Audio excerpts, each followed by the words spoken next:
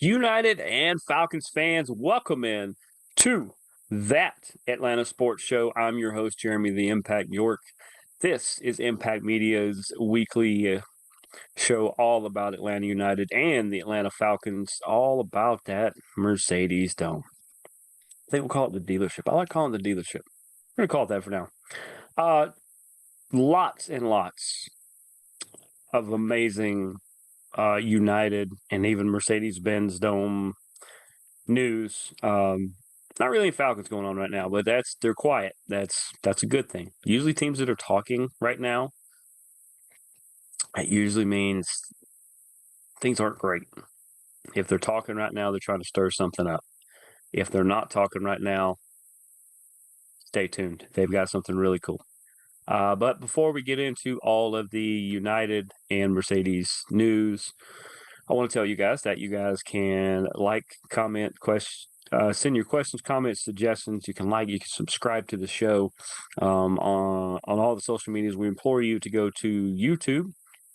I don't know where you're watching this feed, which social media platform, or if you're actually on YouTube, that's even better. Go ahead and hit that subscribe button. I think it's here or there or here, over there.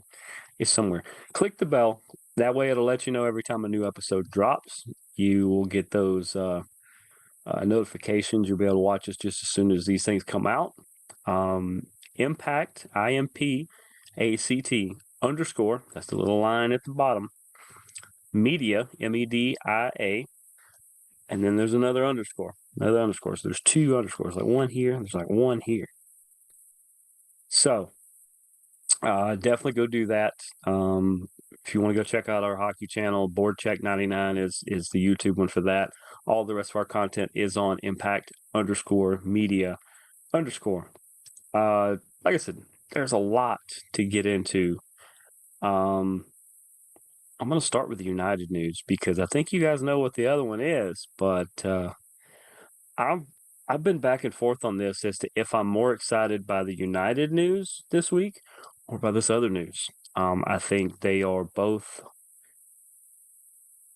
just amazingly outstanding for the city of Atlanta. I always say that regardless of what your hometown is, if you're in the Atlanta metro area, that's where I've spent my entire life, then Atlanta is your city. And I want the best for my city. Part of why we do the shows that we do is to showcase that Atlanta is that big city. Sometimes we don't get the world's best rep, or oh, they're not New York, oh, they're not LA, oh, they're not Chicago. Thank goodness. I'd much rather be in Atlanta than those places, and those are nice places. I'm not saying they're not good places. I'm just saying I'm glad that whatever hand was dealt, that I got sent down here for my life. So I'm glad for you guys as well. I keep running into a lot of you guys places, and that is fantastic. Love that you guys are consuming the content. It really makes it so worth it. I mean, just makes it really worth it. It really does, because that's one of the goals of Impact Media, is that we take the things that we can do, and we try to bring them to you, the fan. I try to show you things and tell you things that I think you want to know. Just I try to show you experiences, really cool stuff.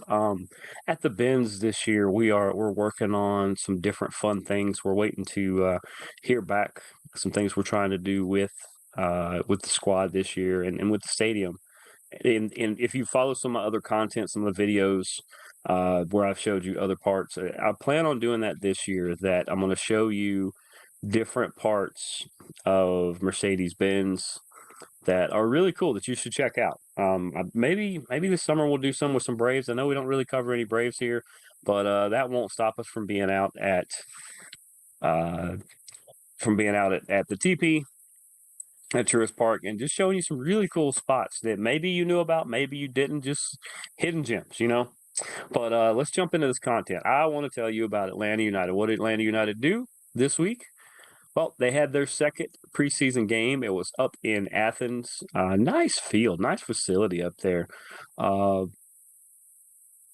way better weather than Birmingham, but that's not Birmingham's fault either. Um, Memphis, it was Memphis. Where are they? Memphis 901 FC. There we go. I want to make sure to get it right. We saw some familiar faces there. You saw midfielder Emerson Hyndman. Always liked his work here with United. And the head coach, Stephen Glass. He stepped in and did some really good stuff in between coaches. He did it for United too, I believe, where he was the head coach, and then he was the interim coach for the big squad, United One, as I call them. And it was good to see those familiar faces. This game, pretty interesting. Pretty interesting. Um, did not. I'll be honest. Did not get to see it live. I went back and watched it just after it went final. So I already knew the final. I was wanting to see how they got there, and I was not disappointed. 2 minutes in, Memphis puts one in the back of the net. It just looked to me like it was good ball work, good footwork by Memphis, and they just caught United just kind of out of position to me. That's just there was an urgency by Memphis, like they had a game plan that they're just gonna come, you know, cannons firing, guns blazing out of the gate. And I don't think United thought they would do that, and they didn't really get caught flat-footed, but Memphis just made some really good plays really quickly, strung together some great passes, and before you know it, 2 minutes in, it's 1-0 Memphis. Now, once again, knowing what the final score was, man, I was sweating this one out. But about it, Memphis was just being really aggressive and aggressive in a good way. They were fighting for positions that they normally would sit back and maybe wait on that opportunity. Instead, they were taking as many as they could. And it seemed like that was their game plan, at least with their first squad, because this was split up between a 45-45 this time around.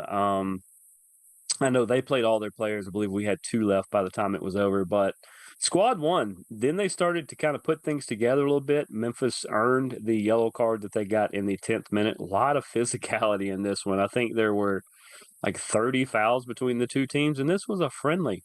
This was a friendly. Imagine if they didn't like each other. Imagine if this was Red Bulls. But Noah Cobb was putting on a show. And a lot of people are like, well, he's a defender. How would he put on a show? Was he just defending really well? Yeah, actually was. And he was good at really clearing out not only the ball when United got into some weird situations and some bad situations, kind of get back into a corner. He was the one to bring him out of it almost every time. He was good at clearing the ball when he needed to. And like I put on my notes that he was a good cleaner. Like I said, he was cleaning up the ball. He was cleaning up situations. It just seemed like he was on top of it, and the team was rallying around his effort, which made it even better. So I don't know who they gave it to, because luckily the feed that I got, hopefully it was the one that you got, we got to hear Mike Conti and Jason Longshore, 2 friends of the show, by the way. We are going to try to have them on this year at some point. We're working on those. You guys are going to really like a lot of people I bring on this one, I think, because it's probably the people you already listen to, subscribe to, things like that. But we'll have them on here. But I got to hear that feed, and I don't know who they gave man of the match to, but I think Noah Cobb got it, in my opinion, because I just liked that every time you needed a big play, especially on that last line of defense there, that last line, he would just step up and make the play. And it was making it easier for Gregerson and the other ones to just kind of find their grooves and kind of get into good playing mode, because there's a lot of moving pieces. There's a lot of new faces, a lot of old faces in new places, so to say, people moving around all over the field. So that continuity, being able to trust the guy, knowing that if you get a good turnover or a good ball, that that next pass, where that teammate's going to be, just anticipating each other's moves. And you start to see that, especially about halfway through the first half into halftime. It's at the end of the last half of what this group one played they were really starting to get it. They were really starting to chain together some really really fantastic things, and just I really like their play. I thought, I guess knowing that you're only playing 45 minutes, you can kind of when you get into that 35th minute, you just go, I'm just gonna give everything I got for the last 10, just really push it hard. And it seemed like they were doing that. And I really like that because if that's how United is gonna play the last 10, 15 minutes of games now, that when it gets to that 75th, 80th minute, 85th minute, that they just start just pushing and pushing and pushing. Oh, that's something we haven't seen in a while here in Atlanta. I think that'd be fantastic. I also put on here in the first half that United's ball movement was really improving starting about the 27th minute. Kind of what I was saying there.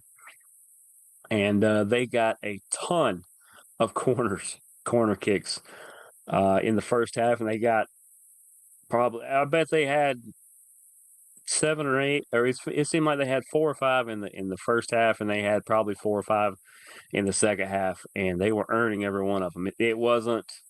They were forcing Memphis to have to play the ball out that ended up being corners, or that they were fighting for balls and just winning the possession and getting the corners that way. Didn't get a lot of throw-ins, which, that's fine because you're getting the corners. And finally, we seem to have a couple people that can get the ball in and that can play the ball from these corners, because that, I would say, has been the Achilles heel of this team since day one, is with all the talent and all the great people you had, there's not a lot of set piece stars.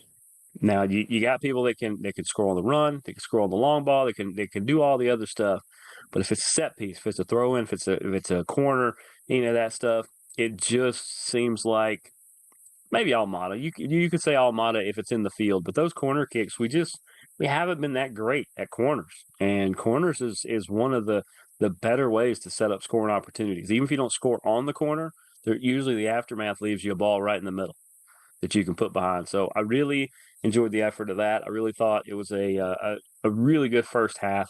Even though you're down 1-0, you're still every bit in this game.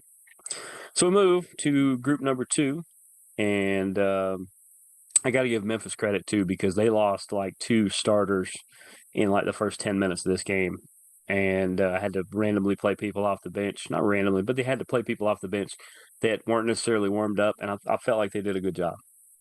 Um, in the second half, United was more in control, especially early on. They squad 2, and maybe it was just the talent levels were just a little more different than the ones for both, that these were the 2s, and they seemed to control more of the action. And it could have been that they changed tactics because they had different people in. Maybe this is a different look that we're going to see from Pineda, that he can buckle down and he can be hyper aggressive, or he can buckle down and be park the bus like. But he didn't really park the bus. They were aggressive and defensive at the same time.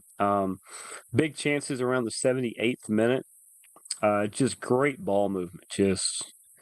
I mean, everybody out there, or little kids, if little guys or little girls that play, if you want to see why it's important about those touches and why it's important about ball movement, watch the second half of that game. Atlanta United did some really, really good work, and I know you guys noticed as well. But in case people didn't really see it much because there wasn't a lot of scoring, that it was really good. Just the passes were just crisp. They were on the money. They were where they needed to be, and it set up a lot of really good chances and a lot more of those corners, as I said. Make sure I doubt I'll get his name right, but I'll try. Jamal Tiari, or Tiare. I think it's Tiare. In the 89th minute, I told you, I knew that this thing ended in a 1-1 draw. Spoiler alert if you hadn't seen a 1-1 draw. So when I see Memphis score the second minute, I'm thinking, okay, good. Did we score in the 20th minute? No. The 30th? No. The 40th? No. Okay, we must have scored early in the second. No, I've had to sweat this out for, what is that, 87 game minutes. 87 game minutes. And I watched the whole thing, too. I didn't fast forward. Finally, he puts one in. It's 1-1. They played a couple minutes of extra time in both halves. I felt like by the end of this, both teams were just like, "I'll take the 1-1 draw as long as everybody's healthy." And it did get chippy here and there. Um, Everybody got dinged up, I believe, is okay. Everybody's good, and lots of action. Really, a lot of physicality late. It's a really good game. Um, I think it's a good tune-up for Atlanta United, and I think it's a really good tune-up for Memphis. And I wouldn't want to have to play Memphis early in the season because they seem to be really, really on it, and they're going to wreck some people really, really early on. Uh, but you know, I'll take the 1-1 draw. For one, it means nothing. You got people out there. You got to mess with some combos. You got to try to pair some people up. I felt like you got everything accomplished you really needed to. Nobody really got that seriously injured that I saw. Might have been some that I missed, but I didn't see any. I didn't hear anybody else say anything about any. So, you know, I like it. I like the result. Definitely like the result. They do have a game, I believe, in Tampa this weekend. I know a couple people going down to check that one out. Shout out and safe travels to Doug Robertson of the AJC, who said he is traveling down for that. Safe travels, Doug. See you when you get back this way. And now let's move on to that other news because I think they got the one in Tampa. They've got two more after that. We'll talk about those in the next couple of weeks. But I guess the world news is they announced the World Cup, the destinations. We know it's going to be Canada, Mexico, and the U.S., and they announced which cities are going to have which games. How did Atlanta do? Well, we are tied for second for the most games in the entire tournament.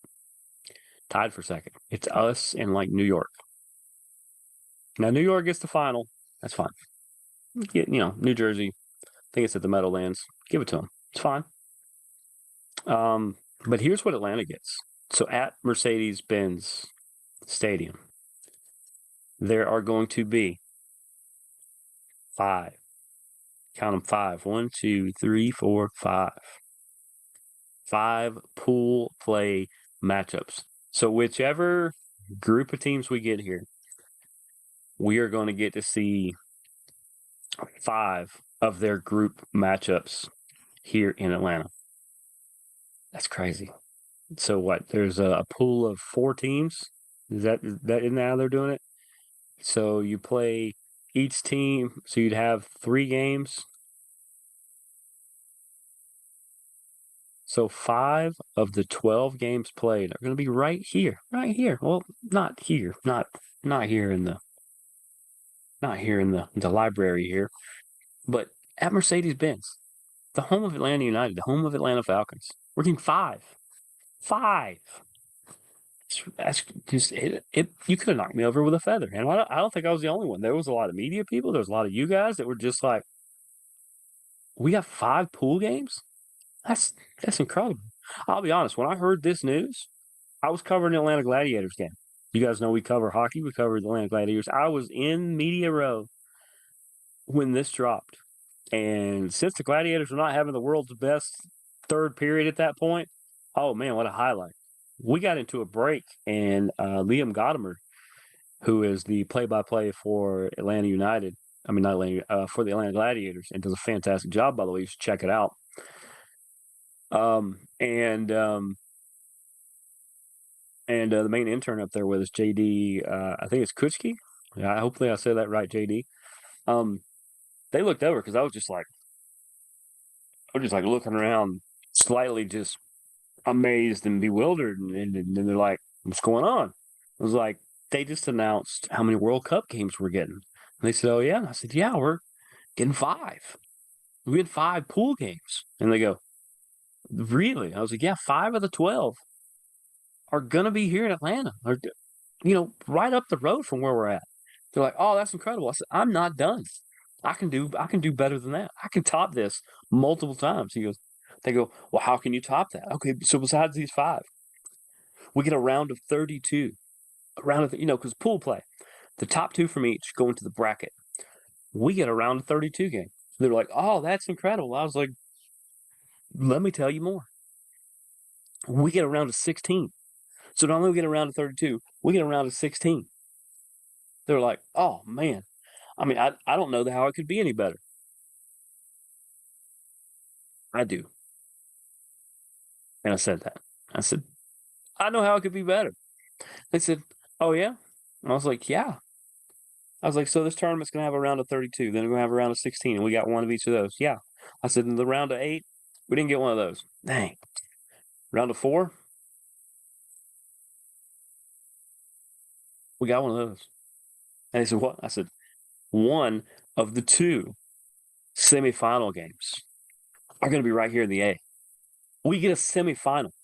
I think it's us and Dallas. I thought Dallas was going to get the final, but leaked intel there. I think that screwed that up. I think it's us and Dallas, and then, like I said, the final is going to be in. I guess it's the Meadowlands because it's New York, New Jersey. So let's do that again. 5 of the 12 pool games for whichever pool of teams we get here. We don't know yet. We know it's not going to be the U.S. We know it's not going to be Canada. We know it's not going to be Mexico because on opening day of these games, which is the 14th of June, something like that, the U.S. will play in Los Angeles. I believe Canada is playing in Vancouver. Vancouver or Toronto. I think it's Vancouver. And Mexico is playing, I believe, in Mexico City. All 3 host countries are playing on opening day in those places. So it's not going to be them, but I mean, could we get England? We might get England. Could we get Germany, France, or Argentina? I mean, I feel like if they got their wish and they did what they wanted to do, you put a team like Argentina in like Miami, or you let them play Dallas. You guys kind of get what I'm saying. You get closer to the equator where they are, and you get the teams like France and the teams like I said, England, Germany. You can put them in Los Angeles. Well, they won't be they won't be with the U.S. But you put them in New York. You put them in. I mean, I'll be honest. Germany, I'd put them in the Midwest. I'd put them in Chicago, Detroit, wherever the other cities are.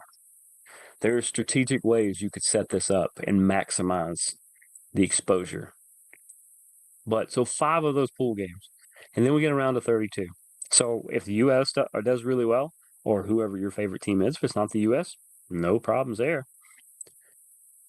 If your team makes the bracket, there's a chance you see them play right here in the A. If they make it past that round into the round of 16, there's a chance you could see your team play. So there really is a shot that the U.S. could be in Atlanta.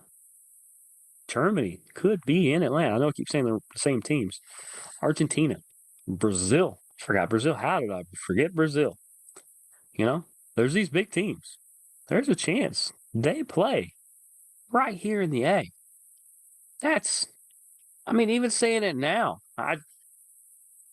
if I didn't know it was already true, I'd think somebody made it up. You could almost knock me over now.